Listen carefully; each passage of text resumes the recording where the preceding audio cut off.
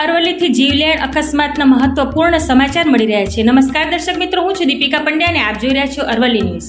Modasa Godhra national highway પર મોડાસાથી 5 કિલોમીટરના અંતરે સાકરિયા ગામના બસ સ્ટેશન પર એસટી બસ, ખાનગી બસ અને બાઇક વચ્ચે ગોજારો ટ્રિપલ અકસ્માત સર્જાયો છે, જેમાં 3 મુસાફરોના મોતની આશંકા સેવાઈ રહી છે, જ્યારે 25થી વધુ મુસાફરોને ગંભીર ઈજાગ્રસ્ત થતા 108 એમ્બ્યુલન્સ મારફતે મોડાસા સાર્વજનિક હોસ્પિટલ સારવાર અર્થે ખસેડાયા છે, જ્યારે બસમાં અને લક્ઝરીમાં ફસાયેલા લોકોને સાકરિયાના ગ્રામજનો અને પોલીસ દ્વારા બહાર કઢાયા હતા।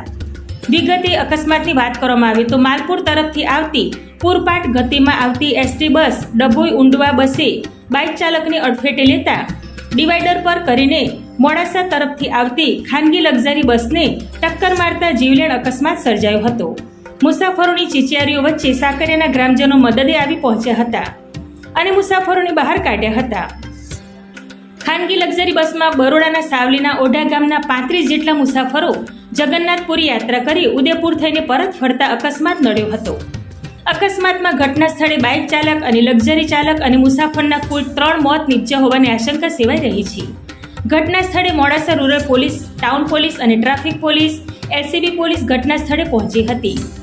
સર્જ વહીવટી તંત્ર પણ ઘટના સ્થળે પહોંચી મુસાફરોની બચાવ કામગીરીમાં જોડાયા હતા। મોડાસા નગરપાલિકાના ફાયર ટીમ પહોંચીને મુસાફરોને બહાર કાઢવાની કામગીરીમાં જોડાયા હતા। સાકરિયા ગામ હાઈવે પર હોવાથી તેમજ 4 રસ્તા પડવાથી હજારો વાહન ચાલકો તેમજ રાહદારીઓ હાઈવે પર અવરજવર ચાલુ હોય છે, તેનાથી રોજબરોજ નાના મોટા અકસ્માત સર્જાતા હોવાનું પણ સામે આવ્યું છે। ત્યારે સાકરિયા ગ્રામજનોમાં અકસ્માતના પગલે આક્રોશ જોવા મળ્યો હતો અને હાઈવે પર બમ્પની ઉગ્ર માગ કરી હતી। સાકરિયા ગામે ગોજારી અકસ્માતની ઘટનામાં 3 મુસાફરો અને 25થી વધુ મુસાફરોને ગંભીર ઈજાઓ પહોંચતા હાઈવે પર લોકોના ટોળે ટોળા એકઠા ઉમટ્યા હતા। વૈભવ રાઠોડ સાથે જોતા રહો અરવલ્લી ન્યૂઝ। નમસ્કાર। હું સાકરિયા ગામના વતની નીરવ જગદીશભાઈ પટેલ। આજે સવારે ભયંકર એક્સિડન્ટ થયો। એસટી બસ માલપુર રોડેથી આવતી હતી, માલપુર બાજુથી એક બાઇકવાળાને અથડાઈ અને એસટી બસના ડ્રાઈવરે કાબુ ગુમાવીને સીધી ડિવાઈડર ક્રોસ કરીને પેલી બાજુ ગઈ અને સામે બીજી એક લક્ઝરી આવતી હતી પ્રાઇવેટ, એ બંને અથડાઈ લગભગ 5 હાજર સ્થળે મોત થઈ ગયા અને બાકીના હોસ્પિટલ 25 જેવા ઘાયલ છે, એમને રવાના કર્યા।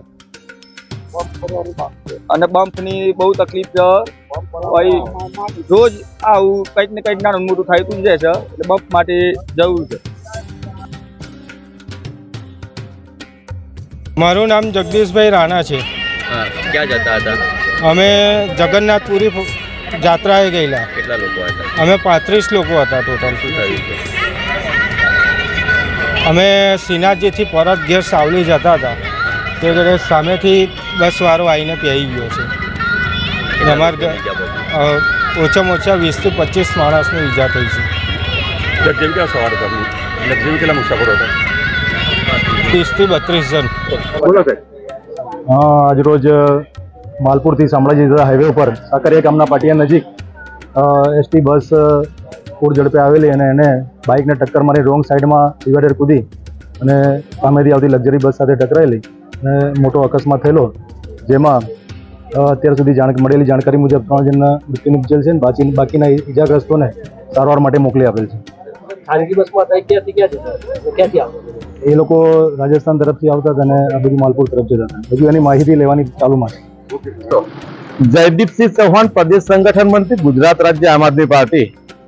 આજરોજ સોશિયલ મીડિયાના મારફત અમને જાણવા મળ્યું, અમે અમારા નિવાસસ્થાને હતા, કે ભાઈ જે ગોધરા મોડાસા સ્ટેટ હાઈવે છે અને ત્યાં આગળ મોડાસાથી 5 જ કિલોમીટર દૂર આવેલું સાકરિયા ગામ, કે જ્યાં આગળ આ સ્ટેટ હાઈવે જે પસાર થાય છે ત્યાં બસ જે છે ઉંડવા વડોદરા બસ અને સાથે સાથે ખાનગી બસ છે પાર્થ એક્સપ્રેસની, કે જે જગન્નાથપુરી સાવલી તાલુકાના આ જે નિવાસીઓ હતા બધા એ જગન્નાથપુરીથી દર્શન કરી અને પરત એમના વતન માદરી વતન જતા હતા, ત્યારે આ અરસાની અંદર જબરજસ્ત અહીંયા અકસ્માત થયો છે।